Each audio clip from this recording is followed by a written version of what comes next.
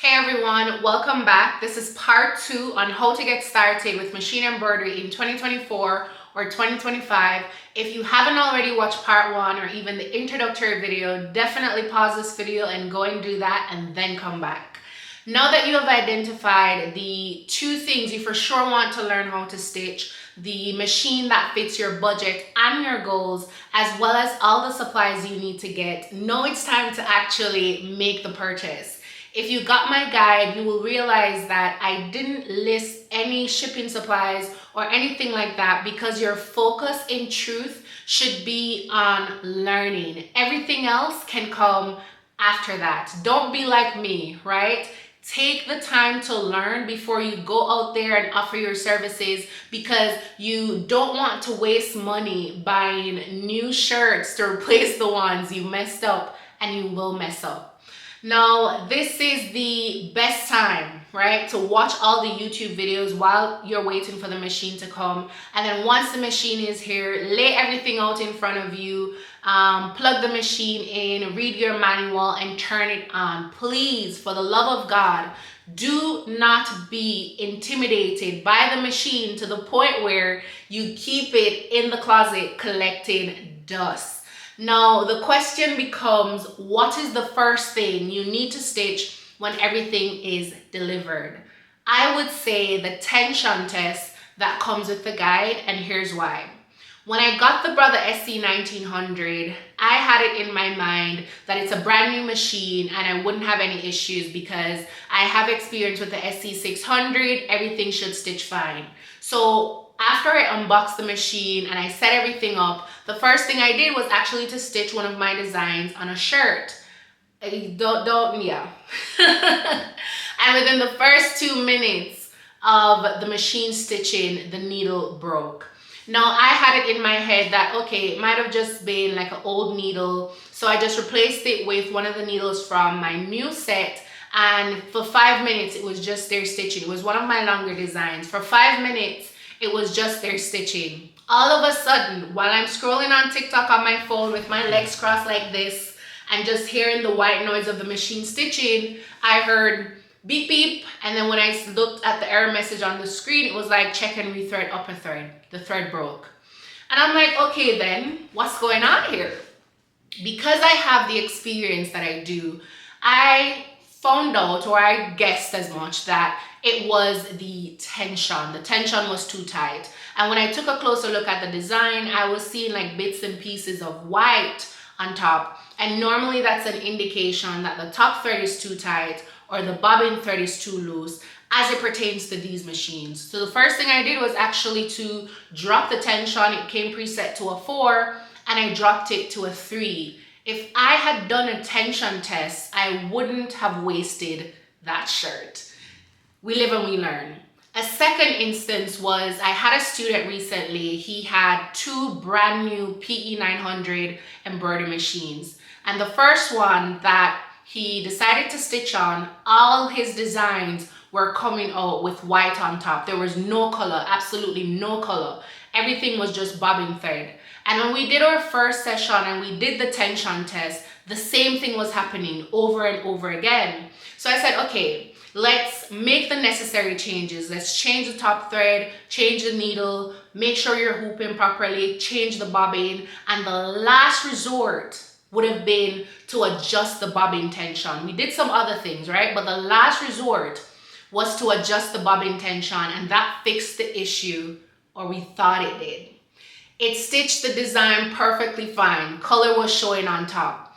After that session ended, in the middle of waiting for like our second session, he messaged me and he's like, white is showing on top again. What do I do? So I said to him, we did everything we're supposed to, right? If we did all of that and we're still having issues, then it's not you, it's not me, it's not the design, it's the machine. So I said to him, look, you have to take it in to go and get looked at because I'm good, but I'm not a mechanic. And that's what he had to do. Luckily, we were able to finish our second session because he had the other brand new PE900 that gave us no issues at all following the instructions that I was giving to him. everything stitched out fine. So I just want to point out that, you know, you can have a brand new machine and it could still, in truth, be a lemon. Now, starting with the top tension test will give you the option to check how the machine stitches at just different points, right? Some would say never to adjust your tension, and I agree, especially if you don't have any guidance at all going into it. But that's one of the reasons why the next video in this series is actually how to do a tension test and how to prepare yourself and the machine to do a tension test, right? So after you have done your tension test and everything stitches out fine, you now want to stitch some of your own designs. Here's the first advice I'm going to give you. Do not try to learn machine embroidery and digitizing at the same time. Trust me, don't do it. Here's what you can do instead, right?